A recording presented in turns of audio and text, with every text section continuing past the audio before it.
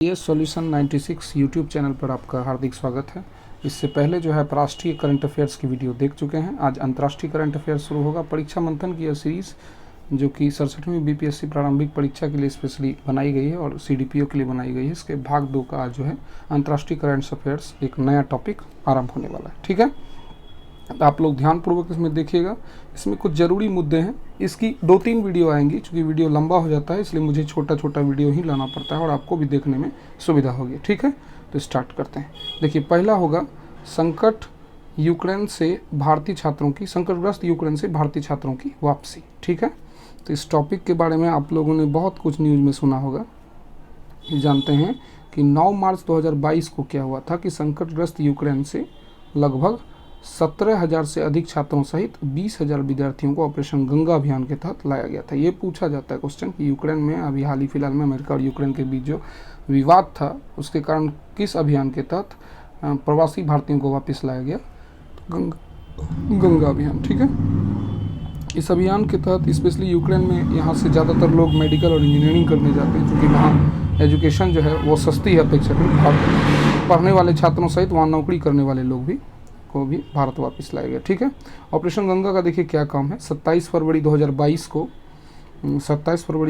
को क्या हुआ था कि भारत सरकार ने यूक्रेन से विद्यार्थियों को निकालने के लिए ऑपरेशन गंगा नाम से एक बहुआयामी पहल की शुरुआत की थी। इसके साथ ही यूक्रेन से भारतीयों को सुरक्षित निकालने में सहायता करने के लिए ट्विटर हैंडल पर ओपन गंगा हेल्पलाइन, ये याद रखेगा कि यूक्रेन से निकालने के लिए कौन सा हेल्पलाइन चला था? Open Ganga helpline. ठीक है, तो ये सारा का सारा प्रश्न जो है इंपॉर्टेंट है, ध्यान रखना है। ठीक है, आगे चलते हैं। उल्लेखनीय है कि रूसी सेना द्वारा हाल ही में हमलों का सिलसिला शुरू होने के बाद यूक्रेन में युद्ध छिड़ गया है।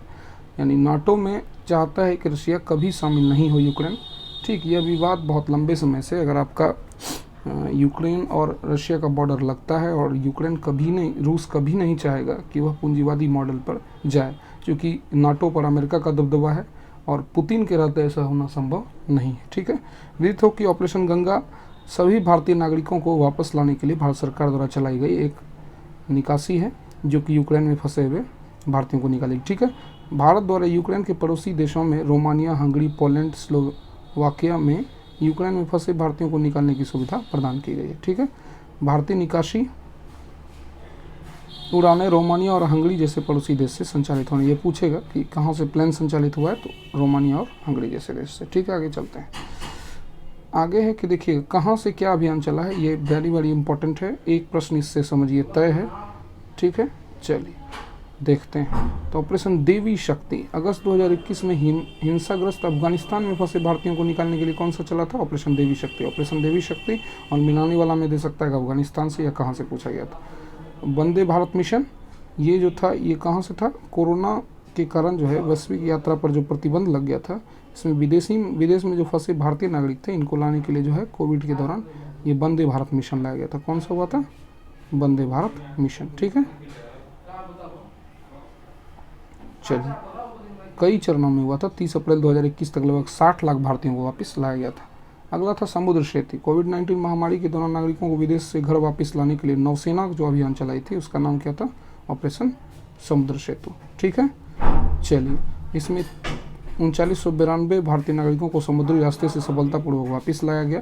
विदित हो कि इस अभियान में भारतीय नौसेना के जहाज Jalashwa landing platform dock Airavat, याद रखिएगा ये सीधा प्रश्न पूछा जा सकता है कि किसका यूज़ किया गया है? तो एरावत, शार्दुल, मगर, ये तीनों का याद रखना है। एरावत, शार्दुल और मगर किसके लिए किया गया था? कोविड-19 के दौरान विदेश में जो फंसा है, ये नौसेना का अभियान था समुद्र सेतु।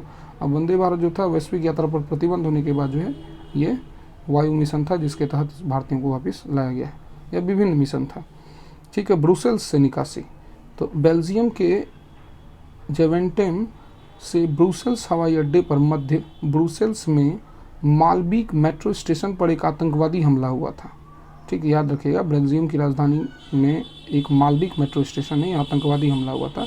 इस अभियान के तहत जेट एयरवेज की फ्लाइट में 28 क्रू मेंबर सहित कुल 242 भारतीयों को लाया गया था। ठीक ना, इसके लिए ब्रुसेल्स से निकासी अभियान चला था। ठीक है, आगे चलते हैं। ऑपरेशन राहत। ऑपरेशन राहत जो है यह भारतीय सशस्त्र बल एसएसबी के जवानों द्वारा किया गया था। ऑपरेशन राहत के अंतर्गत 41 देशों से 960 विदेशी नागरिकों के साथ 4640 से अधिक भारतीय नागरिकों को निकाला गया। याद रखना है, सब पर ध्यान दे देना है। एक बार ध्यान रखना है, देवी शक्ति अफगानिस्तान में फंसा हुआ को निकालना, वंदे भारत कोविड-19 के दौरान विदेश में जो फंसा हुआ था, ऑपरेशन समुद्र सेतु नौसेना का अभियान था, कोविड-19 के दौरान 39 से 92 भारतीयों को समुद्री रास्ते से लाया गया। इसमें कौन कौन सा यूज हुआ था याद रखिएगा। जालास में कौन कौन यूज हुआ था, एरावत, शार्दुल और मगर। ठीक है, ब्रुसेल्स से निकालने में, ब्रुसेल्स का जो है जेविंटन हवाई अड्डे पर और जो है मध्य ब्रुसेल्स में मालाबिक मेट्रो स्टेशन पर जो आतंकवादी हमला हुआ था, इसमें भारत के जो 28 क्रू मेंबर्स थे और 242 भारतीयों को वापस लाया गया। ऑपरेशन राहत किसके लिए था, सशस्त्र बल द्वारा यमन से 960 विदेशी नागरिकों को लाने के लिए चला गया था। ठीक है, आगे चलते हैं। आगे है ऑपरेशन मैत्री। ठीक, तो ऑपरेशन मैत्री के तहत क्या हुआ था कि 2015 में नेपाल में जब भूकंप आया था तो राहत बचाव अभियान के लिए ऑपरेशन मैत्री चला गया था, जिसमें एसएसबी के बल थे। और इस अभियान के तहत भारतीय सशस्त्र बलों ने क्या किया था कि भारतीय सशस्त्र बलों द्वारा भारतीय सशस्त्र बल ने 5188 लोगों को निकाला था मलबा से फंसा हुआ, और 785 विदेशी पर्यटकों को भारत सरकार द्वारा पारागमन वीज़ा दिया गया था। ठीक है, चलिए आगे चलते हैं। चलिए अब है आगे कि ऑपरेशन सुरक्षित घर वापसी 2011 का ये कार्यक्रम है। उस समय हमारी कांग्रेस सरकार थी। 26 फरवरी 2011 को भारत सरकार ने लीबियाई गृह युद्ध में फंसे, लीबिया में जो गृह युद्ध हुआ था, नागरिकों को सुरक्षित वापस लाने के लिए इस अभियान को शुरू किया गया था और लगभग 15,000 नागरिकों को बचाया गया। विदित हो कि भारतीय नौसेना और एयर इंडिया द्वारा वायु मार्ग समुद्री ऑपरेशन का उपयोग किया गया था। अगला है ऑपरेशन सुकून। 2006 में जुलाई 2006 में इसराइल और लेबनान में सैन्य संघर्ष में जो है भारत ने ऑपरेशन सुकून शुरू किया था। वहाँ फंसे हुए भारतीय नागरिकों को बचाने के लिए बेरूत सिलिफ्ट के नाम से इसको जाना जाता है। विदित हो कि डनकर्क निकासी के बाद यह भारत का सबसे बड़ा नौसैनिक बचाव अभियान था। डनकर्क वर्ल्ड का सबसे बड़ा माना जाता है। उसके बाद जो है ऑपरेशन सुकून कहेगा तो ये ऑपरेशन सुकून का संबंध किससे है, तो कहिएगा कि इजराइल और लेबनान में जो सैन्य संघर्ष हुआ था, इसमें मतलब जितना भारतीय नागरिक फंसा हुआ था, इसको बचाने के लिए किया गया था। ठीक है, चलिए अगला है कुवैत एयरलिफ्ट। तो वर्ष 1990 में इराक और कुवैत की लड़ाई में कुवैत में फंसे लगभग 1,70,000 से अधिक भारतीय नागरिकों को निकालने के लिए भारत सरकार द्वारा निकासी अभियान कुवैत एयरलिफ्ट शुरू किया गया। ठीक है, तो कुवैत एयरलिफ्ट शुरू करने के बाद इसमें 1,70,000 से भारतीयों को एयरलिफ्ट के जरिए भारत लाए। ठीक है, और रूस यूक्रेन संघर्ष देखिएगा क्या है, इसका जो है अभी जानते हैं, काफ़ी चर्चा में है। इसकी कुछ पृष्ठभूमि है, कुछ मुख्य बिंदु हैं, आप लोग अच्छे तरह से इसको पढ़िए, ध्यान दीजिएगा।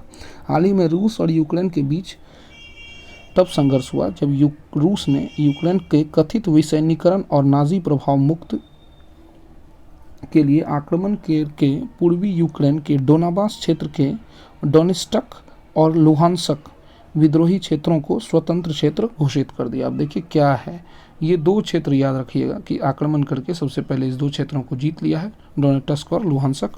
ठीक ना, विद्रोही को स्वतंत्र क्षेत्र घोषित कर दिया। वर्तमान में देखिए क्या है, रूसी संघर्ष का कारण नाटो की सदस्यता पाने का किसका प्रयास है, यूक्रेन का। यूक्रेन चाहता है कि नाटो की सदस्यता हमको मिल जाए।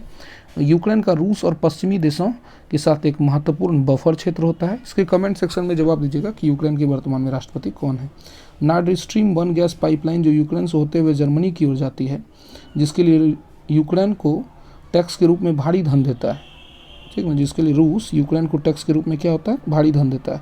क्षेत्रीय शक्ति संतुलन, काला सागर के क्षेत्र में रूस के हितों के साथ यूक्रेन में विरोध प्रदर्शन। ध्यान रखिएगा, अगर कहेगा कि अभी तात्कालिक कारण क्या है, तो सबसे पहला चीज़ है कि नाटो की सदस्यता पाने का यूक्रेन का प्रयास जो है, ये सबसे बड़ा कारण बनता है। कभी भी नहीं चाहता है रूस की उसकी सीमा से सटा कोई भी देश जो है अमेरिका के नाटो संगठन में शामिल हो, जो कि नाटो पर अमेरिका का दबदबा है। दूसरा क्या है कि यूक्रेन का रूस पश्चिमी देशों के साथ एक महत्वपूर्ण बफर क्षेत्र है। बफर क्षेत्र ऐसा क्षेत्र कहा जाता है जहां सबसे ज़्यादा ट्रांसपोर्टेशन या व्यापार होती है। ठीक है, नॉर्ड स्ट्रीम और बिजनेस का वो मेनली जगह माना जाता है। नॉर्ड स्ट्रीम 1 गैस पाइपलाइन है, जो क्या होता है कि यूरोप से ज़्यादातर गुजरता है, और ये क्या है कि ये यूक्रेन से होते हुए जर्मनी की ओर जाती है। रूस यूक्रेन को इसके कारण जो है भारी टैक्स और धन देता है, और रूस सोचता है कि अगर मैं यूक्रेन को जीत लूँगा तो इस स्थिति में इस टैक्स से हमको राहत मिल जाएगी, उस क्षेत्र पर हमारा अधिकार भी हो जाएगा। तो तीसरा है कि क्षेत्रीय शक्ति संतुलन होना चाहिए, और काला सागर के क्षेत्र में जो रूस का दबदबा है वो जो है वो कम होना चाहिए। इसके कारण जो है यूक्रेन में वहाँ प्रदर्शन हो रहा था कि काला सागर में हस्तक्षेप जो है रूस का बढ़ रहा है, और इसके कारण यूक्रेन को परेशानियाँ हो रही है। ठीक, तो ये भी कारण था कि यूक्रेन ने आत्मसमर्पण करने के लिए तैयार नहीं हुआ। ठीक है, आगे चलते हैं। रूस का दृष्टिकोण क्या है, रूस क्यों आक्रमण करता है, ये देखिएगा ध्यान से। रूस का दृष्टिकोण यह है कि नाटो के विस्तार ने सोवियत संघ के विखंडन से पूर्व किए गए वादों का उल्लंघन किया है।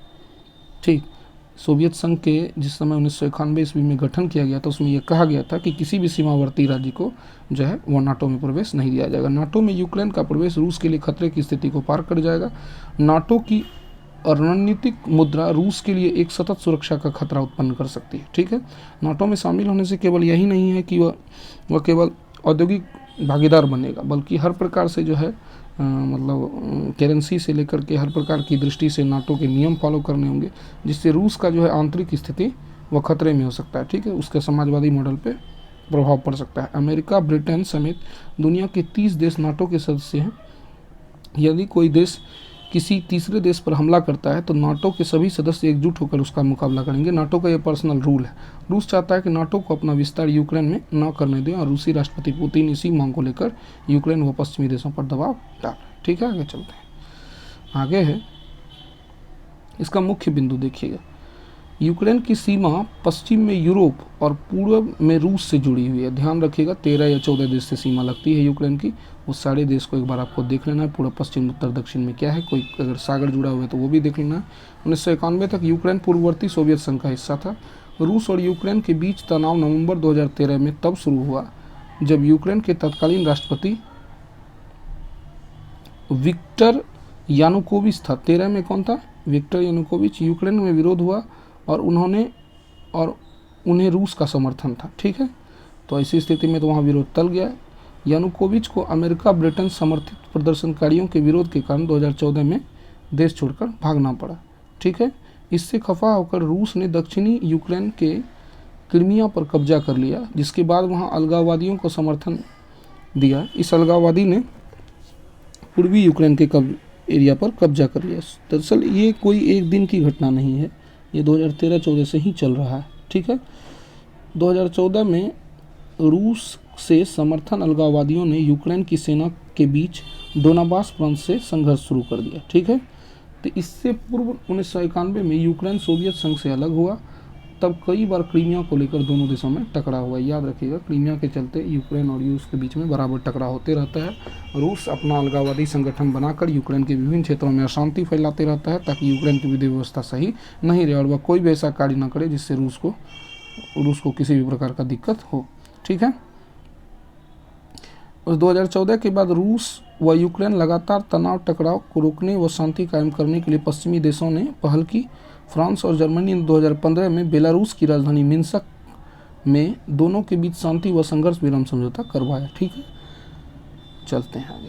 हाल ही में यूक्रेन ने नाटो से करीबी व दोस्ती गठना शुरू कर दिया है। आखिरकार रूस ने अमेरिका व अन्य देशों की पाबंदियों की परवाह किए बगैर 24 फरवरी 2022 को यूक्रेन पर हमला बोल दिया। ये डेट याद रखना है, कब हमला किया था, 24 फरवरी 22 को हाल ही में यूक्रेन ने नाटो की करीबी दोस्ताना संगठन गठना शुरू कर दिया है, और आखिरकार रूस और अमेरिका पाबंदियों की परवाह किए बगैर कूद पड़ा। ठीक है, चलिए। नाटो, अमेरिका व किसी अन्य देश ने यूक्रेन के समर्थन में युद्ध में भाग नहीं लिया। वे यूक्रेन के परोक्ष में मदद करते रहे, क्योंकि बड़ी शक्ति जब भी अक्सर युद्ध करती है तो कोई भी अपना आर्थिक क्षति पहुंचाना नहीं चाहता है, इसलिए ज़्यादातर देश तटस्थ हैं और कोई भी इस दोनों के बीच में पड़ना नहीं चाहता। ठीक है, अगला है,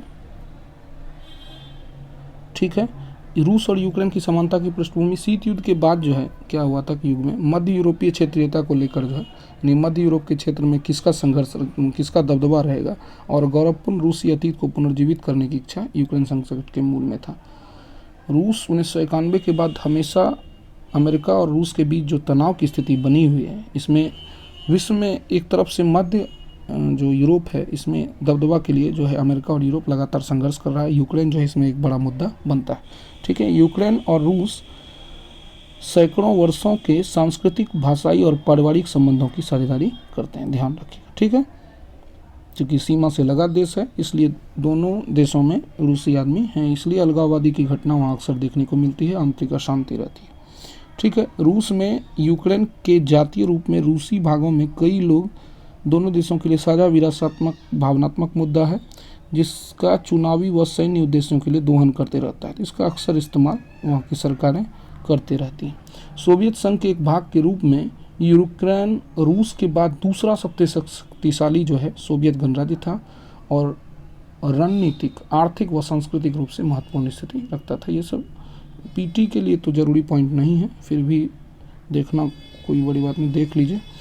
ठीक है ना। तो रूस यूक्रेन संघर्ष पर संयुक्त राष्ट्र सभा में निंदा प्रस्ताव और भारत की स्थिति। यूक्रेन के खिलाफ रूसी हमले की निंदा करते हुए संयुक्त राष्ट्र महासभा ने इस प्रस्ताव के पक्ष में 141 सदस्यों की वोटिंग की, वहीं 5 ने इसके विरोध में वोट किया, जबकि भारत सहित 35 देशों ने इस प्रस्ताव पर वोट नहीं किया। चूँकि भारत जो है वह गुटनिरपेक्षता की नीति फॉलो करता है, तो ऐसी स्थिति में उसने किसी के पक्ष में भी वह मत नहीं दिया।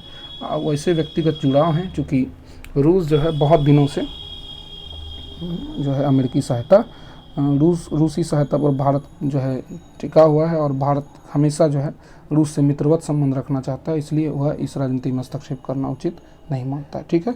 अब देखिए, स्विट्ज़रलैंड ने छोड़ी तटस्थता। मार्च 2022 में क्या हुआ, स्विट्ज़रलैंड ने यूक्रेन संकट पर तटस्थता छोड़ने की घोषणा करते हुए वह रूस के खिलाफ प्रतिबंध लगाएगा। ठीक है। यूक्रेन जो है, यूक्रेन के पक्ष में आया कौन, स्विट्ज़रलैंड। ठीक है। स्विट्ज़रलैंड की तटस्थता की नीति और उसका विकास। स्विट्ज़रलैंड ने अपनी तटस्थता की नीति को लेकर काफ़ी प्रसिद्ध है, क्योंकि ज़्यादातर मामले में स्विस जो है वो हस्तक्षेप नहीं करते हैं। ठीक है। हालांकि उसकी इस नीति को शांतिवाद की अवधारणा मानकर भ्रमित नहीं होना चाहिए। स्विट्ज़रलैंड में पुरुषों के लिए सैन्य सेवा में शामिल होना अनिवार्य है। विदित हो कि 1773 में पेरिस संधि के तहत स्विट्ज़रलैंड को एक तटस्थ देश के रूप में स्वीकार किया गया था। ये प्रश्न पूछा जा सकता है, किस संधि के तहत जो है स्विट्ज़रलैंड को एक तटस्थ देश के रूप में स्वीकार किया गया था, 1783। ठीक है। चलिए, उल्लेखनीय है कि पेरिस संधि पर 3 सितंबर 1783 को ग्रेट ब्रिटेन, याद रखिएगा पेरिस संधि का बड़ा वैल्यू है, इस पर ध्यान देना है। 3 सितंबर 1783 को ग्रेट ब्रिटेन, संयुक्त राज्य अमेरिका, कनाडा द्वारा फ्रांस की राजधानी पेरिस में हस्ताक्षर किया गया था। इसमें आधिकारिक रूप से अमेरिका को युद्ध समाप्त करने की घोषणा की गई थी। ये 1776 की बात है। ठीक ना। चलिए आगे चलते हैं। ज्ञातव्य है कि प्रथम विश्व युद्ध 1914 से 18 के दौरान स्विट्ज़रलैंड ने अपने निष्पक्ष रुख को बनाए रखा। इस दौरान स्विट्ज़रलैंड ने अपनी सेना जुटाई और शरणार्थियों को शरण दी, किंतु सैन्य रूप से किसी का भी पक्ष लेने से इनकार कर दिया। ठीक है। तो पूछा जाएगा प्रथम विश्व युद्ध के दौरान कौन सा देश तटस्थ रहा था और किसी भी प्रकार की सैन्य गतिविधि में शामिल नहीं हुआ था, तो याद रखिएगा स्विट्ज़रलैंड। ठीक है। वर्ष 1920 में लीग ऑफ नेशंस ने आधिकारिक तौर पर स्विट्ज़रलैंड की तटस्थता की नीति को मान्यता दे दिया और जेनेवा में अपना मुख्यालय स्थापित किया। ठीक है। इसी के कारण जो है जेनेवा में हेडक्वार्टर ज़्यादातर हैं। ठीक ना। स्विट्ज़रलैंड की तटस्थता की नीति पर द्वितीय विश्व युद्ध के दौरान तब खतरा उत्पन्न हुआ जब स्विट्ज़रलैंड ने स्वयं को ध्रुवीय राष्ट्र से घिरा पाया, और फिर भी स्विट्ज़रलैंड ने आक्रामकता की स्थिति में प्रतिशोध का वादा कर अपनी स्वतंत्रता और तटस्थता को बनाए रखा। ठीक है। चलिए आगे चलते हैं। द्वितीय विश्व युद्ध के बाद स्विट्ज़रलैंड ने मानवीय पहलों द्वारा अंतर्राष्ट्रीय मामलों में अधिक सक्रिय भूमिका निभाई। ठीक, किंतु सैन्य मामले में वह तटस्थ रहा। विदित हो कि स्विट्ज़रलैंड ने उत्तरी अटलांटिक संधि, जिसको नाटो संगठन कहते हैं, जो अभी चर्चा में है, यूरोपियन संघ में कभी शामिल नहीं हुआ और अगले वर्ष 2002 में संयुक्त राष्ट्र में शामिल हुआ। याद रखिएगा कि स्विट्ज़रलैंड जो है किसी भी इस तरह के संधि समझौते का पक्षधर नहीं है जो कि किसी मतलब पूंजीवादी या समाजवादी मॉडल से जुड़ा हुआ या ध्रुव से जुड़ा हुआ हो। ठीक है। लेकिन यूएन का सदस्य चूंकि यह शांति के मार्ग पर चलता है। ठीक है। अगला और लास्ट टॉपिक है मलावी में पोलियो के प्रकोप। मलावी में पोलियो के प्रकोप देख लीजिए क्यों है चर्चा में। ठीक, फरवरी 2022 में क्या हुआ, 3 साल के बच्चे में जंगली पोलियो का एक मामला आने के बाद मलावी ने जंगली पोलियो के प्रकोप की घोषणा की है, जो 5 साल से अधिक समय तक अफ्रीका में अपनी तरह का पहला मामला है। इसे भी अफ्रीका में बहुत सारे नए बीमारी आते रहते हैं, तो ये आपको ध्यान रखना है कि जंगली पोलियो कहेगा अभी हाल ही फिलहाल में कहाँ चर्चा में बना हुआ, तो मलावी में। ठीक है। चलिए, विदित हो कि वर्ष 2020 में अफ्रीकी महाद्वीप को सभी प्रकार के जंगली पोलियो से मुक्त घोषित कर दिया गया था। ठीक है। तो ये भी तिथि याद रखनी है कि कब मुक्त घोषित किया गया था, 20 में। विदित हो कि मलावी की सरकार वर्तमान में टीकाकरण बढ़ने समेत किसी भी प्रकार प्रसार को रोकने का काम कर रही है। अभी बहुत स्पीड से वहाँ काम चल रहा है, चूँकि मामला बढ़ रहा है। दुनिया के केवल 2 देशों में अभी भी जंगली पोलियो है। याद रखिएगा, जंगली पोलियो के लक्षण जो हैं अपने एशिया में कहाँ है, अफगानिस्तान और पाकिस्तान में, और अभी अफ्रीका में मलावी में यह मामला देखने को मिला। गौरतलब है कि पोलियो 5 साल से कम उम्र के बच्चों में आम है। इसके परिणाम स्वरूप अपरिवर्तनीयता पक्षघात हो सकता है, जिसका कभी भी मतलब ऐसा पैरालाइज जो होता है अंग, ठीक, जिसका कभी भी चेंज होना संभव नहीं है, किसी भी प्रकार का ट्रीटमेंट संभव नहीं है, ठीक। अंग का छोटा जना पैर जो है वो पतला हो जाता है, आपने देखा होगा लक्षण बहुत सारे ऐसे होंगे, ठीक। जब यह वायरल श्वसन की मांसपेशियों को नुकसान पहुंचाता है। याद रखिएगा, पोलियो जो है विषाणु जनित बीमारी है जिससे मृत्यु भी हो सकती है। हालांकि इसका कोई इलाज नहीं है। पोलियो का टीका युवाओं के जीवन अवसर को सुरक्षित करता है। 25 साल पहले अफ्रीका में हजारों बच्चे इस बीमारी से लकवाग्रस्त हो गए थे। हालांकि पूरे महाद्वीप में बड़े पैमाने पर टीकाकरण के प्रयास स्वरूप 95% आबादी पर जो है क्या किया गया था, नियंत्रण स्थापित किया गया था। आगे के टॉपिक को लेकर हम उपस्थित होंगे जल्द ही। आप लोग लगातार परीक्षा मंथन करंट अफेयर्स को देखते रहें, शेयर सब्सक्राइब करते रहें, ताकि हमारा हौसला बढ़ा रहे और ध्यानपूर्वक पढ़ें, क्योंकि परीक्षा मई में ज़रूर होगी। ठीक है, चलिए।